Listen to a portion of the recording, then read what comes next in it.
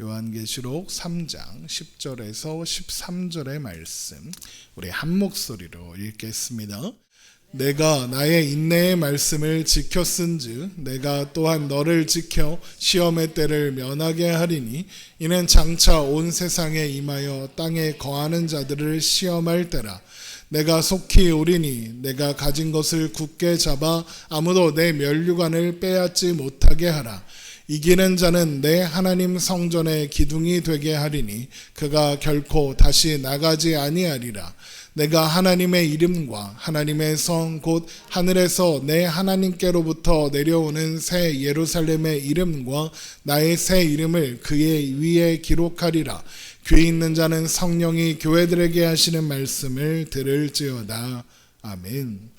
빌라델피아 교회를 향한 주님의 말씀을 계속해서 살펴보고 있습니다. 주님은 빌라델피아 교회를 향해서 작은 능력을 가지고도 주님의 말씀을 잘 지키고 주님의 이름을 배반하지 않았다라고 칭찬하시면서 열린 천국문을 그들 앞에 두었다라고 말씀하셨습니다. 또한 사탄의 회당 곧 유대인이라가 자칭 유대인이다라고 하지만 유대인이 아닌 거짓말하는 자들을 그들 중에 몇이 와서 빌라델피아 교회 앞에 절하게 하심으로써, 그러니까 복음을 듣고 믿어 신자가 되어 나아오게 하심으로써 주님께서 빌라델피아 교회를 사랑하시는 것을 알게 하시겠다라고 하셨습니다. 이것을 통해서 누가 하나님의 백성이냐, 교회냐, 유대인이냐 이것을 확인할 수 있게 하시겠다라는 의미라고 했죠. 이어지는 말씀에서도 주님은 계속해서 빌라델피아 교회를 향한 위로와 격려의 약속을 주십니다. 주님은 빌라델피아 교회가 주님의 인내의 말씀을 지켰다라고 하십니다. 요한계시록 3장 10절 내가 나의 인내의 말씀을 지켰은즉. 이 본문 말씀 앞에는 왜냐하면이라는 번역이 빠져 있습니다. 헬라어는 호티라고 해서 왜냐하면이라는 단어가 있는데 번역될 때는 그게 이렇게 생략된 겁니다. 그러니까 요한계시록 내가 나의 인내의 말씀을 지켰은즉이라고 한 요한계시록 3장 10절의 이 말씀은 앞에 있는 9절의 말씀과 연결된다는 겁니다. 보라 사탄의 회당 곧 자칭 유대인이라 하나 그렇지 아니하고 거짓말하는 자들 중에서 몇을 내게 주어 그들로 와서 내 발 앞에 절하게 하고 내가 너를 사랑하는 줄을 알게 하리라. 왜냐하면 내가 나의 인내의 말씀을 지켰기 때문이다. 이렇게 이어지는 거죠. 그러니까 요한계시록 3장 9절에서 주님은 유대인들이 빌라델피아 교회 앞에 절하게 하셔서 주님이 교회를 사랑하시는 줄 알게 하시겠다라고 말씀하셨습니다. 그런데 주님께서 그렇게 하시는 이유가 무엇이랍니까? 빌라델피아 교회가 주님의 인내의 말씀을 지켰기 때문입니다.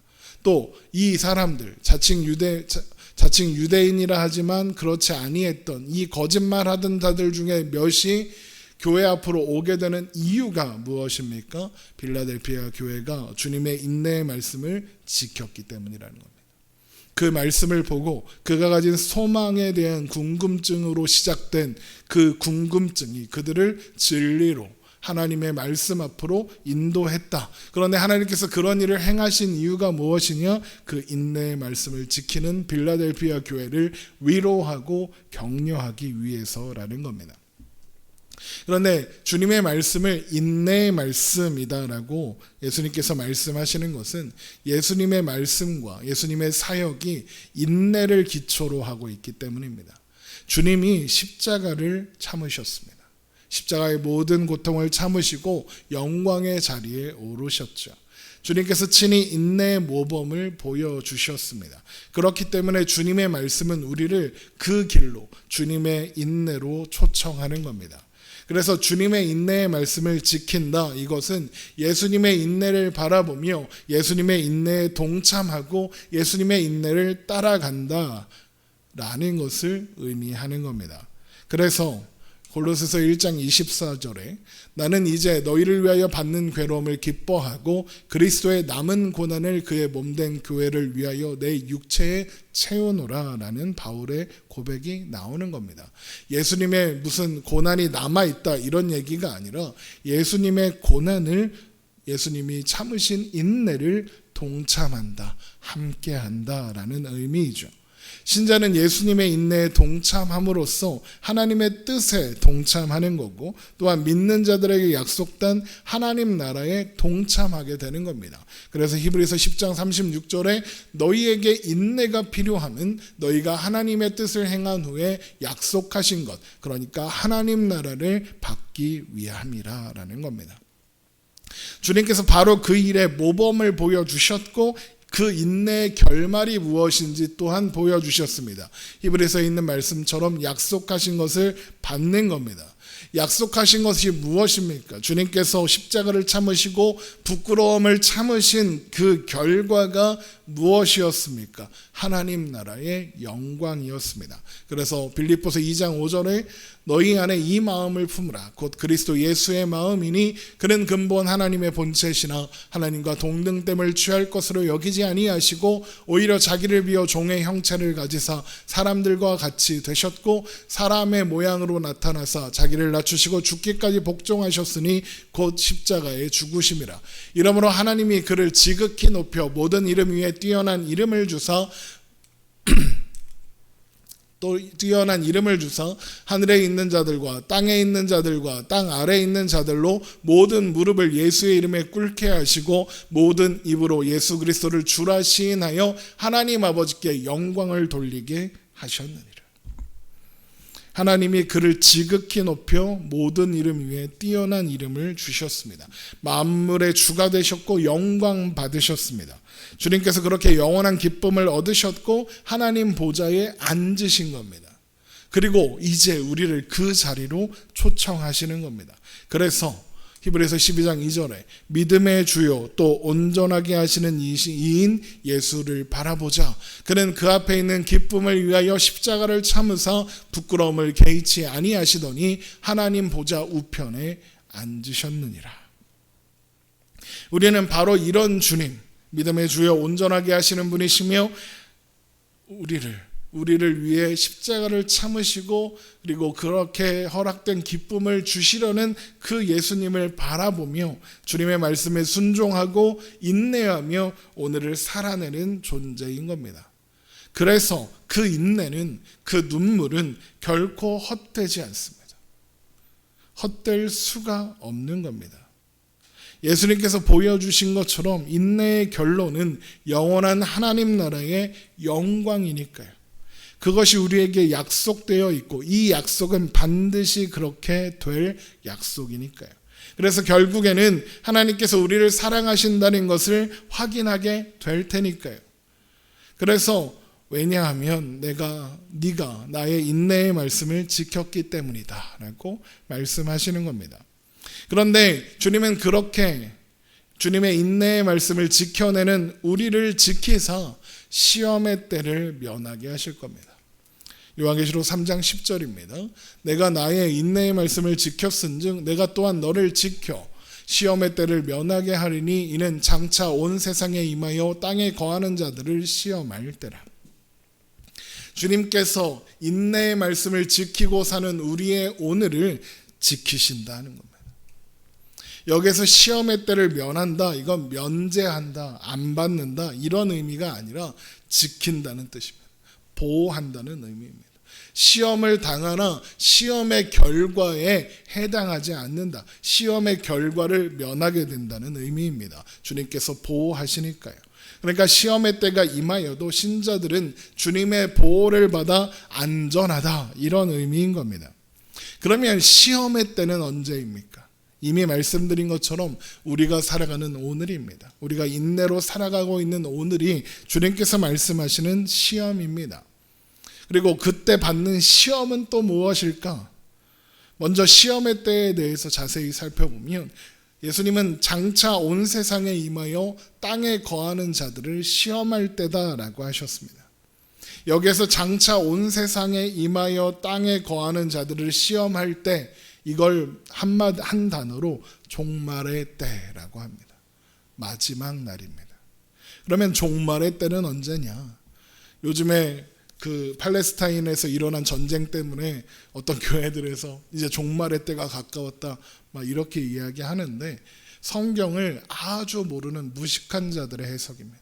왜냐하면 종말의 때는 미래의 어느 시점이 아니기 때문에 그렇습니다. 종말의 때는, 성경이 말하는 종말의 때는 예수님이 이 땅에 오셨을 때 시작된 종말의 때입니다. 이미 시작되었습니다. 그래서 세례 요한이 예수님의 등장을 앞두고 회개하라, 천국이 가까이 왔느니라 선포한 겁니다. 예수님이 오시는 것이 곧 천국의 임재, 하나님 나라의 임재, 마지막 날의 임재이기 때문입니다. 그래서 또한 예수님은 자신의 사역이 하나님 나라가 이미 너희에게 임한 것이다 라고 말씀하신 겁니다. 마태복음 12장 28절. 그러나 내가 하나님의 성령을 힘입어 귀신을 쫓아내는 것이면 하나님 나라가 이미 너희에게 임하였느니라. 예수님이 이 땅에 오신 그 순간 하나님 나라는 이미 임한 겁니다. 그리고 이것을 확증하고 확실한 것으로 드러내는 사건이 바로 성령 강림의 사건입니다. 성령님이 임하시니까 모여있던 신자들이 거리로 나가서 세계 각지의 언어로 하나님의 큰일, 곧 복음을 선포했습니다. 그런데 이 일을 놀랍게 여기는 사람들은 술에 취했다, 저 사람들이 제정신이 아니다 라고 생각했습니다. 그런 사람들 향해 베드로가 그 일은 하나님께서 요엘 선지자를 통해 하신 약속, 마지막 날에 하나님의 영을 부어주시겠다고 하신 그 약속의 성취다라고 설명합니다. 사도행전 2장 15절입니다. 때가 제3신이 너희 생각과 같이 이 사람들이 취한 것이 아니라 이는 곧 선지자 요엘을 통하여 말씀하신 것이니 일러스되 하나님이 말씀하시기를 말세에 내가 내 영을 모든 육체에 부어주리니 너희 자녀들은 예언할 것이요 너희 젊은이들은 환상을 보고 너희 늙은이들은 꿈을 꾸리라. 그때 내가 내 영을 내 남종과 여종들에게 부어주리니 그들이 예언할 것이요. 말세에 성령이 임한다 했습니다. 성령이 임한 지금 이 시간이 바로 하나님 나라의 시작된 마지막 날을 사는 그 시간인 겁니다. 성령의 임재로서 그것이 확증된 거죠. 그래서 바울은 우리가 말세를 만난 사람들이다, 말세를 사는 사람들이다 라고 이렇게 이야기하고 있는 겁니다. 결국 예수님이 이 땅에 오신 후 초림 이후로 살아가는 모든 사람들의 모든 시간이 마지막 날들인 겁니다. 우리들 또한 그 마지막을 사는 사람들인 거고요. 그리고 바로 그때가 장차 온 세상에 임하여 땅에 거하는 자들을 시험할 때입니다. 예수님께서 승천하시면서 약속하신 대로 다시 오실 때까지 그 모든 시간이 시험의 때인 겁니다. 결국 시험의 때는 빌라델피아 교회의 신자들이 살아가고 있던 그 오늘들이었고 우리가 살아가고 있는 오늘들을 가리키는 말인 겁니다. 그 시간은 신자들에게나 불신자들에게나 시험의 때입니다. 불신자들에게는 끊임없이 복음이 선포되고 하나님 나라의 약속이 선포될 겁니다. 그러나 그것을 진리로 여기지 않고 그래서 멸망을 자초하는 길을 걸어가고 있다는 것이 드러나는 시험의 때가 될 겁니다. 그러나 신자들에게 그때는 멸망을 향해 가는 세상 속에서 인내함으로 믿음을 지켜내야 하는 시험의 때이기도 합니다. 그런데 주님이 뭐라고 하셨습니까? 그 시험의 때에 우리를 지키겠다 하셨습니다. 그러면 신자는 안전한 겁니다. 시험의 때가 아무리 힘겹고 거세게 찾아온다 해도 신자들의 운명은 안전한 겁니다. 왜 안전합니까? 주님이 시험의 때를 면하게 하실 거니까요. 시험의 결과를 면하게 하실 거니까요. 주님께서 우리가 시험의 때를 능히 감당할 수 있도록 우리를 지키실 거니까요. 너를 지켜 시험의 때를 면하게 하겠다. 주님은 이 약속을 반드시 지키시고 계십니다. 왜? 주님은 약속하신 것을 반드시 이루실 수 있는 거짓말을 할 필요가 없는 거룩하고 진실하신 분이고 다윗의 열쇠를 가지사 열면 닫을 사람이 없고 닫으면 열 사람이 없는 그런 분이시기 때문입니다. 그래서 빌라델피아 교회를 향한 편지에서 이렇게 예수님께서 자신을 소개하신 겁니다. 그래서 주님은 그 누구도 우리가 가지고 있는 생명의 면류관, 승리의 면류관을 빼앗지 못하게 하실 겁니다. 요한계시록 3장 11절 내가 속히 오리니 내가 가진 것을 굳게 잡아 아무도 내 면류관을 빼앗지 못하게 하라. 여기에서 속히 그러니까 빨리 오겠다 이렇게 생각하고 2000년이 지났는데 언제 오는 거야? 막 이러는 사람들도 있는데 여기에서 속히는 빨리라는 것보다는 반드시라는 뜻입니다. 반드시 오겠다. 그리고 이 속히는 그래서 정확하게 그 누구도 면제함 없이 반드시라는 뜻입니다. 주님께서 반드시 우리를 지키시고 보호하시며 함께 하시겠다는 겁니다.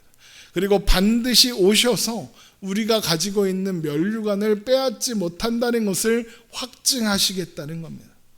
우리가 살아가는 그 어떤 삶의 순간 속에서 주님이 우리를 외면하시거나 못 본 채 하는 그런 시간이 아주 잠깐의 시간조차, 찰나의 시간조차 없다 이런 겁니다.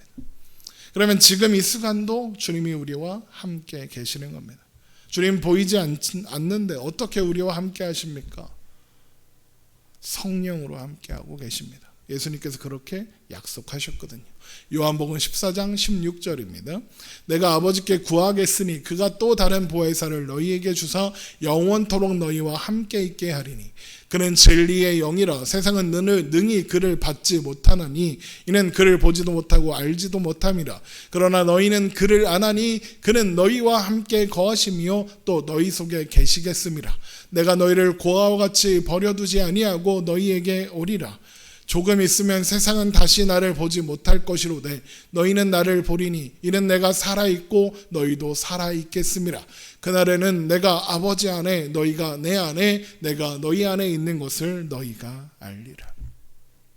세상은 주님을 보지 못하지만 우리는 성령님을 통해 살아계신 주님을 보고 살아계신 주님을 만날 수 있다는 겁니다. 그렇게 우리는 주님이 우리와 함께 계신다는 것을 알 수 있다는 겁니다. 성령님께서 이 모든 일에 보증이 돼서 반드시 우리에게 있는 것, 곧 믿음을, 구원을, 생명의 면류관을 지키실 겁니다. 그래서 에베소서 1장 13절에 그 안에서 너희도 진리의 말씀 곧 너희의 구원의 복음을 듣고 그 안에서 또한 믿어 약속의 성령으로 인치심을 받았으니 이는 우리 기업의 보증이 돼서 그 얻으신 것을 속량하시고 그의 영광을 찬송하게 하려 하심이라 라고 하시는 겁니다. 그렇게 우리는 예수 그리스도 안에서 성령님의 함께하심, 성령님의 도우심으로 어떤 시험의 때도 넉넉히 이길 수 있는 겁니다. 로마서 8장 37절 그러나 이 모든 일에 우리를 사랑하시는 이로 말미암아 우리가 넉넉히 이기느니라. 우리가 살아가는 시험의 시간 동안 우리는 단 한순간도 혼자 있지 않습니다. 신실하신 하나님께서 우리와 함께 하실 거고 우리가 만나는 모든 시험에서 능히 감당하게 하실 겁니다. 고린도전서 10장 13절 사람이 감당할 시험 밖에는 너희가 당한 것이 없나니 오직 하나님은 미쁘사 너희가 감당하지 못할 시험 당함을 허락하지 아니하시고 시험 당할 즈음에 또한 피할 길을 내사 너희로 능히 감당하게 하시느니라. 그래서 우리는 우리에게 있는 약속 생명과 승리의 면류관을 그 누구에게도 빼앗기지 않는 겁니다. 그래서 로마서 8장 31절에 그런즉 이 일에 대하여 우리가 무슨 말을 하리요? 만일 하나님이 우리를 위하시면 누가 우리를 대적하리요? 자기 아들을 아끼지 아니하고 우리 모든 사람을 위하여 내주시니가 어찌 그 아들과 함께 모든 것을 우리에게 주시지 아니하겠느냐? 누가 능히 하나님께서 택하신 자들을 고발하리요? 의롭다 하시는 이는 하나님이시니 누가 정죄하리요? 죽으실 뿐 아니라 다시 살아나신 이는 그리스도 예수시니 그는 하나님 우편에 계신 자요 우리를 위하여 간구하시는 자신이라. 누가 우리를 그리스도의 사랑에서 끊으리요? 환난이나 공고나 박해나 기근이나 적신이나 위험이나 칼이랴. 기록된 바 우리가 종일 주를 위하여 죽임을 당하게 되며 도살당할 양같이 여김을 받았나인과 함과 같으니라. 그러나 우리가 이 모든 일에 우리를 사랑하시는 이로 말미암아 우리가 넉넉히 이기느니라. 내가 확신하노니 사망이나 생명이나 천사들이나 권세자들이나 현재일이나 장래일이나 능력이나 높음이나 깊음이나 다른 어떤 피조물이라도 우리를 우리 주 그리스도 예수 안에 있는 하나님의 사랑에서 끊을 수 없으리라. 이게 약속입니다. 금방 읽은 로마서 8장 36절에 기록된 바 우리가 종일 주를 위하여 죽임을 당하게 되며 도살당할 양같이 여김을 받았나이다 함과 같으리라. 시험의 때입니다. 종일 주를 위하여 죽임을 당하고 도살당할 양같이 여김을 받는 것 같은 시간이 되는 겁니다. 그러나 이 모든 일에 우리가 우리를 사랑하시는 이로 말미암아 넉넉히 이깁니다. 넉넉히 감당할 겁니다. 주님이 우리와 함께 하시고 감당할 능력을 주실 테니까요. 그래서 빌립보서 4장 13절 내게 능력 주시는 자 안에서 내가 모든 것을 할 수 있느니라 인 겁니다. 그리고 그 사람, 주님께서 지키시고 보호하시는 그 사람, 그래서 누구도 빼앗을 수 없는 면류관을 가지고 있는 그 사람이 이기는 자입니다. 이기는 자는 내 하나님 성전의 기둥이 되게 하리리. 그런데 주님이 이기는 자에게 내 하나님 성전의 기둥이 되게 하시겠다 말씀하십니다. 여러분 생각해 보십시오. 건물을 지을 때 가장 중요한 게 뭡니까? 기둥 아닙니까? 얼마 전에 작년이었나요? 올해 초였나요? 순살 땡땡 아파트에 철근이 없고 기둥이 없으니까 막 무너지지 않습니까? 거기 불안해서 어떻게 삽니까? 기둥이 없거나 약하면 건물은 제대로 설 수 없고 무너집니다. 하지만 기둥이 강하고 견고하면 건물도 견고한 겁니다. 기둥이 없으면 그 건물은 없는 거나 마찬가지죠. 그런데 주님께서 우리를 신자들을 하나님 성전에 하나님 나라의 하나님 성전의 기둥으로 삼겠다 하십니다. 이것은 빌라델피아 교회가 비록 세상에서는 작은 교회, 작은 능력을 가진 교회였지만 하나님 나라에선 가장 중요한 자리에 가장 중요한 역할을 하는 기둥으로서 존재하게 하시겠다라는 의미입니다. 신자가 세상에서 비록 연약하고 보잘것없어 보이는 존재라 해도 하나님 나라, 하나님 성전에서는 가장 중요한 기둥과 같은 존재다라는 겁니다. 우리의 모습이 초라해도 우리의 모습이 부족해도 하나님은 우리를 그런 존재로 대하시는 겁니다. 그런데 이 성전의 기둥이라는 표현은 솔로몬 성전에 있었던 보아스와 야긴과 보아스라는 두 기둥을 떠오르게 합니다. 야긴은 그가 세우신다. 보아스는 그에게 능력이 있다라는 의미입니다. 그래서 야긴과 보아스는 전능하신 하나님께서 성전을 세우신다라는 의미가 있습니다. 그런데 바로 그 기둥 사이에서 왕과 제사장이 기름 부음을 받습니다. 왜 그 장소에서 기름 부음을 받느냐? 기름 부음 받는 자는 야긴과 보아스의 고백을 가져야 한다. 야긴과 보아스, 하나님께서 세우신다, 하나님께만 능력이 있다라는 이 고백을 통하여 성전의 기둥으로 세워진다, 이런 의미이기 때문입니다. 그런데 주님께서 우리를 하나님 성전의 기둥으로 삼으십니다. 그러면 우리는 성령의 기름 부음 받은 자로 세워지는 겁니다. 그래서 베드로가 우리를 향해서 뭐라고 합니까? 왕 같은 제사장이다 라고 하는 겁니다. 베드로전서 2장 9절 그러나 너희는 택하신 족속이요 왕 같은 제사장들이요 거룩한 나라요 그의 소유가 된 백성이니 이는 너희를 어두운 데서 불러내어 그의 기이한 빛에 들어가게 하신 이의 아름다운 덕을 선포하게 하려 하심이라. 하나님이 우리를 왕 같은 제사장으로 대하신답니다. 거룩한 나라요 하나님의 소유된 백성으로 대하신다는 겁니다. 가장 존귀한 존재로 여기신다는 겁니다. 그뿐이 아닙니다. 빌라델피아 교회를 향한 말씀을 시작하면서 빌라델피아 지역에 당시 소아시아 지역에 일어났던 대지진에 대해서 말씀드렸던 거 기억하실 겁니다. 그때 사람들은 건물이 무너진 것을 보았습니다. 그러면 지진이 났는데 건물이 다 무너지고 뭔가 남아있다면 뭐가 남아있겠습니까? 기둥이 남아있습니다. 견고했던 기둥 몇 개만 남아있는 겁니다. 그 후에 빌라델피아는 로마 황제의 도움으로 재건되었고, 그래서 빌라델피아는 도시 재건을 해준 로마 황제에게 감사하는 의미로 가이사에게 바치는 새로운 도시, 그래서 네오가이사라는 이름으로 빌라델피아 이름을 바꿨다고 했었죠. 주님은 바로 그런 배경을 염두에 두고 이기는 자는 하나님 성전의 기둥이 되게 하겠다라고 말씀하시는 겁니다. 견고한 기둥은 거대한 지진에도 버티고 서 있었습니다. 심지어 지금도 가면 그 기둥들이 세워져 있습니다. 주님은 신자들을 바로 그런 견고한 기둥이 되게 하시고 또 흔들리거나 무너지지 않게 했다고 약속하시는 겁니다. 그래서 그가 결코 다시 나가지 아니하리라라고 말씀하시는 겁니다. 여러분, 지진이 나면 제일 먼저 해야 되는 일이 뭔지 아십니까? 건물 밖으로 나가는 겁니다. 안 그러면 깔려 죽습니다. 특히나 우리나라 같은 곳에서는 건물에서 버티면 안 됩니다. 우리나라 건물은 내진 설계가 안 돼 있어서 내진 설계가 잘 된 건물은 안에 있는 게 더 안전하다고 합니다. 하지만 잘 안 된 건물은 나가야 삽니다. 그런데 빌라델피아 교회가 존재하던 시대에 그런 건물이 있었겠습니까? 없죠. 나가야 삽니다. 그런데 주님은 뭐라고 하십니까? 결코 다시 나가지 않게 하시겠다 하십니다. 주님이 우리를 하나님 성전의 기둥이 되게 하셔서 이제는 다시는 나갈 일이 없게 하시겠다. 이게 어떤 의미겠습니까?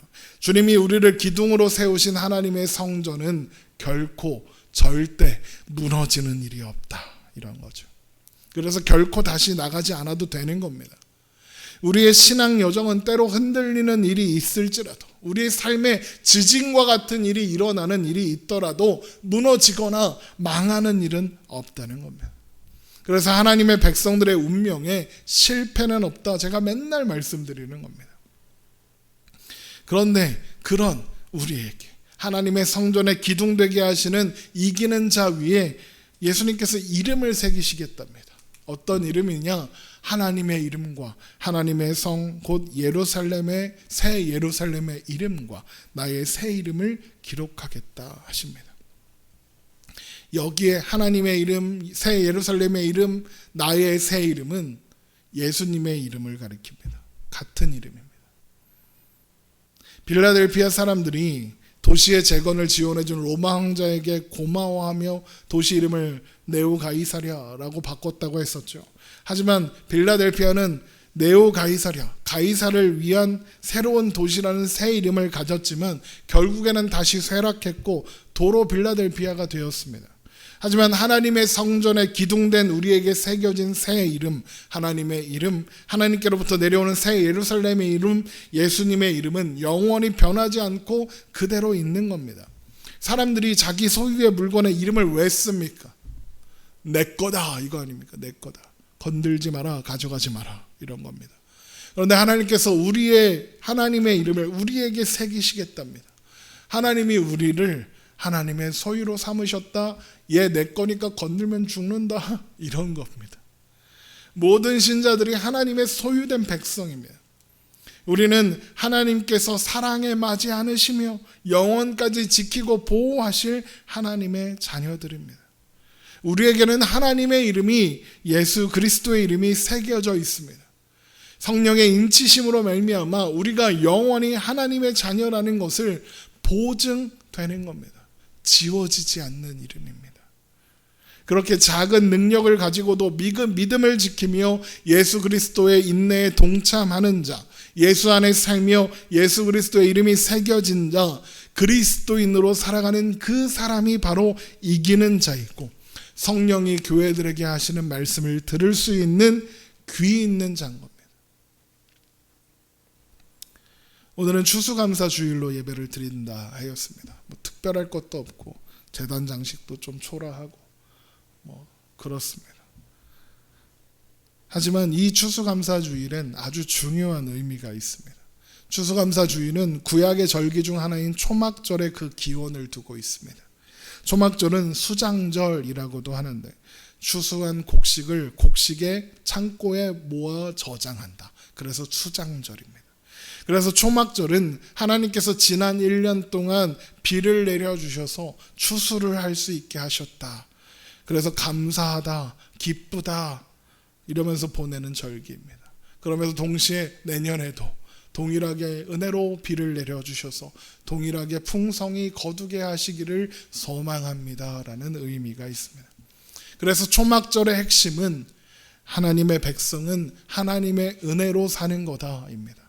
이것이 추수감사절의 의미이고 추수감사주의를 보내는 우리가 잊지 말아야 하는 고백입니다. 우리는 비록 시험의 때를 살고 있지만 그럼에도 불구하고 우리가 오늘을 살 수 있는 것은 오늘 말씀에서 우리가 확인한 것처럼 우리 주님께서 우리가 사는 모든 오늘 가운데 우리와 함께 하시며 우리를 지키시기 때문입니다. 이것을 우리가 믿는다. 이것을 우리가 잊지 않고 있다라는 의미로 우리는 추수감사주의를 지키는 겁니다. 우리의 오늘들 가운데 언제나 함께 하셔서 모든 일에 넉넉히 승리하게 하시는 하나님을 기억하며 감사와 기쁨의 찬송을 돌리기 위해서, 그리고 그것을 소망하며 잊지 않기 위해서 추수감사주의를 오늘도 지키고 있는 겁니다. 우리를 사랑하시되 끝까지 사랑하시는 주님, 우리를 하나님의 성전의 기둥 삼으사 왕같은 제사장이 되게 하시며 또한 영원히 견고하게 하실 주님, 그래서 모든 시험의 때에 능히 승리하게 하실 주님, 그리고 그 누구도 빼앗을 수 없는 생명의 면류관을 허락하신 그 주님을 우리 바라보며 의지하며 사는 우리가 되기를 소망합니다. 또한 그렇게 주님과 동행하며 영원한 승리의 약속 가운데 살아가는 존재가 바로 신자된 나라는 사실을 잊지 않고 기억하시기 바랍니다. 이것이 추수감사절이 아니더라도 우리가 매일 기억해야 하는 내용입니다. 특히나 추수감사절에는 더 간절히 기억하고 소망하며 그렇게 우리는 이것을 고백함으로 인내의 오늘을, 인내의 말씀을 지키며 살아갈 수 있는 겁니다. 기도하겠습니다.